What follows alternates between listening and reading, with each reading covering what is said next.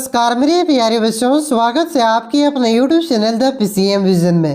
प्यारे बच्चों, आज के इस वीडियो के माध्यम से हम लोग JAC board class 12 Hindi core के most VVI viral subjective question को डिस्कस करने वाले हैं, जो कि आप सभी के बोर्ड एग्जाम में डायरेक्ट पूछा जाएगा। तो वीडियो पे आप लोग अंत तक बने रहें और चैनल पे पहली बार आए तो चैनल को सब्सक्राइब करके बेल आइकन को प्रेस जरूर कर लीजिएगा, क्योंकि इसी चैनल के माध्यम से आपका जो आगे आने वाले सब्जेक्ट है उसका भी कंप्लीट तैयारी करवाई जाएगी। तो चैनल पे आप लोग नए हैं तो सब्सक्राइब जरूर कर लीजिएगा। तो चलिए शुरू करते हैं और एक एक करके सारे क्वेश्चन को यहाँ पे हम लोग डिस्कस करते हुए चलते हैं। तो देखिए बच्चों, पहला क्वेश्चन क्या है कि जीजी ने इंद्र सेना पर पानी फेंके जाने को किस तरह सही ठहराया। देखिए ये जो क्वेश्चन है आपका काले मेघा पानी दे उस चैप्टर से लिया गया है। देखिए उसमें आपका एक बच्चों की मंडली होती है, यानी कि एक बच्चों की टोली होती है जो स्वयं को क्या कहते हैं, इंद्र सेना कहते हैं, और ये घर घर जा करके पानी मांगते हैं और घर घर के व्यक्ति इस पर क्या करते हैं, पानी फेंकते हैं। ठीक उसी प्रकार से यहाँ पे जो जीजी थी ये भी क्या करती है, इंद्र सेना पर पानी फेंकती है। और ये जो पानी फेंकने की जो प्रक्रिया है ना, ये कौन से मौसम में होता है, तो पूरा गर्मी के मौसम में होता है, यानी कि आसपास जितने भी पानी होते हैं सारा पानी सूख जाता है, फिर भी यहाँ पे बच्चों की टोली यानी कि इंद्र सेना पर पानी फेंका जाता है। इसी को देख करके लेखक कहते हैं कि जीजी ये तो अंधविश्वास है। ठीक है, लेकिन इसी को अंधविश्वास को यहाँ पे एक तरह से उसके बातों को खंडन करते हुए जो जीजी है यहाँ पे किस तरह से आपका एक तरह से क्या कर सकते हैं, इसको सही ठहराते हैं और कुछ बातों को कहते हैं, उसी के बारे में यहाँ पे लिखना है, उसी के बारे में तर्कों के बारे में लिखना है। ठीक है, तो आप लोग लिख सकते हैं देखिए कि जीजी ने इंद्र सेना पर पानी फेंके जाने को निम्नलिखित तर्कों द्वारा सही ठहराया है। किस तर्क से, पहला आप लोग देख सकते हैं कि इंद्र सेना पर पानी डालना अंधविश्वास नहीं है। अभी मैंने आपको बताया कि जो लेखक है, ठीक है, वो क्या कहते हैं, ये अंधविश्वास है, लेकिन जीजी क्या कहती है कि ये एक अंधविश्वास नहीं है, आप ही तो इंद्र भगवान के लिए पानी का अर्घ चढ़ाया जाता है। जीजी क्या कहते हैं कि ये आपका जो इंद्र भगवान है ये वर्षा क्या है, देवता है, इसी को पानी चढ़ाया जा रहा है, देवता को ही, और इसे अर्घ दिया जा रहा है और उसे खुश किया जा रहा है। जो चीज मनुष्य पाना चाहता है उसे पहले देना होगा, इसलिए ऋषि मुनियों को दान को सबसे ऊंचा स्थान दिया गया है। जीजी कहते हैं कि हमें जो चीज पाना है पहले उसे हमें दान देना होगा, फिर हम लोग उसे ज्यादा मात्रा में पा सकते हैं। जिस प्रकार से हम लोग ऋषि मुनियों को धन दान में देते हैं और फिर क्या करते हैं, और उससे अधिक धन अर्जित करने की चेष्टा करते हैं। ठीक है, वही बात बताते हैं।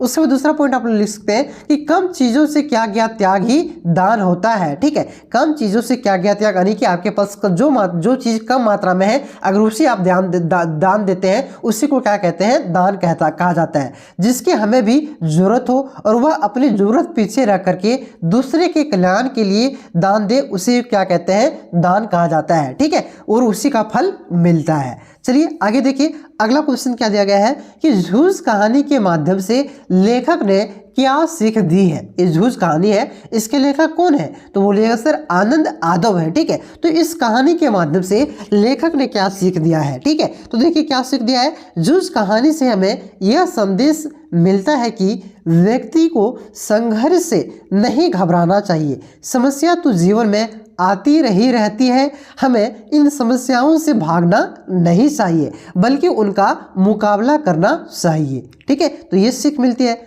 आगे देखिए अगला क्वेश्चन क्या है कि ढोलक की आवाज का पूरे गांव पर क्या असर होता था। देखिए गांव में क्या होता है, आपका मलेरिया हैजा टाइप की बीमारी, पूरी तरह से डायरिया बीमारी पूरा गांव में फैल जाता है, फिर भी क्या होता है, और लोग वहाँ पे मतलब एक तरह से मर रहे होते हैं, लेकिन जो पहलवान होता है, पहलवान अपने ढोलक को रातों रात मतलब हमेशा बजाते रहता है। ठीक है, तो इस ढोलक का आवाज़ का पूरे गांव पर क्या प्रभाव पड़ता है उसी के बारे में लिखना है। ठीक है, तो देखिए ढोलक की आवाज़ सुनकर लोगों को प्रेरणा और सहानुभूति मिलती है।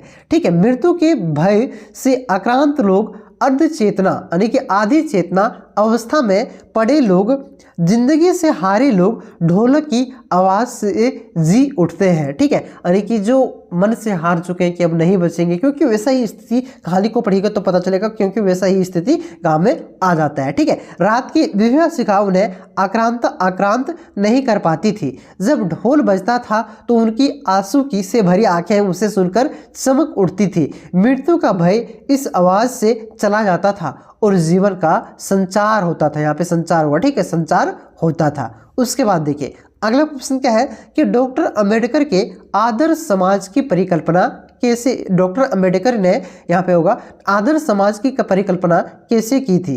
तो इसी क्वेश्चन को अथवा में पूछ सकता है दूसरी तरह से कि जाति प्रथा के संबंध में डॉक्टर अंबेडकर के विचारों पर संक्षिप्त प्रकाश डालिए। ठीक है, तो देखिए डॉक्टर अंबेडकर के अनुसार उनकी कल्पना का आदर्श समाज स्वतंत्रता, समता और भ्रातृत्व अर्थात भाईचारे पर आधारित है। यानी कि जो डॉक्टर अंबेडकर थे, भीमराव अंबेडकर, उनकी जो कल्पना का आदर्श समाज था ये स्वतंत्रता, समता और भ्रातृत्व यानी कि अर्थात कह सकते हैं भाईचारे पर आधारित था। उनके अनुसार ऐसे समाज में सभी के लिए एक जैसा मापदंड तथा उनकी रुचि के अनुसार कार्यों की उपलब्धता होनी चाहिए थी। यानी कि समाज में सभी के लिए क्या होना चाहिए, एक जैसे मापदंड होनी चाहिए और उनकी रुचि जो हमें पसंद है उस तरह से कार्यों की उपलब्धता होनी चाहिए। सभी व्यक्तियों को समान अवसर एवं समान व्यवहार उपलब्ध होना चाहिए। उनके आदर्श समाज में जातीय भेदभाव को नामो निशान नहीं होना चाहिए। जो जातीय भेदभाव होती है कि ये आपका ये एससी में आता है, ये एसटी में आता है, उस प्रकार से भेदभाव होते हैं, तो ये उसका नामो निशान नहीं होना चाहिए अंबेडकर के आदर्श समाज में। ठीक है, ये कहा है अंबेडकर ने।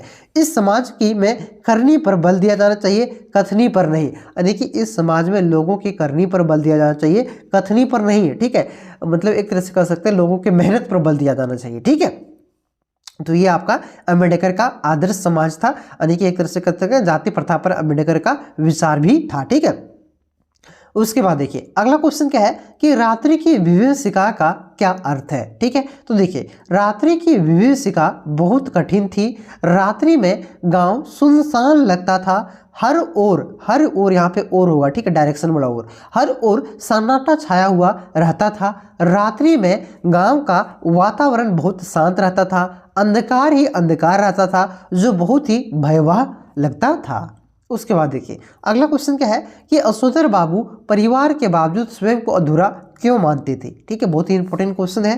देखिए आपको मालूम होना चाहिए कि यशोधर बाबू क्या करते थे, एक जनरेशन गैप में ढल नहीं पाए थे, यानी कि अपने परिवार के साथ जो आधुनिकता का जीवन है उस पर ढल नहीं पाए थे। वो एक सरल सादगी जीवन जीने वाले व्यक्ति थे। ठीक है, तो वही लिख देना है कि यशोधर बाबू अपना भरा पूरा परिवार होने के बावजूद भी स्वयं को अधूरा मानते थे। उनके बच्चे ने उन्हें लगभग नकार दिया है।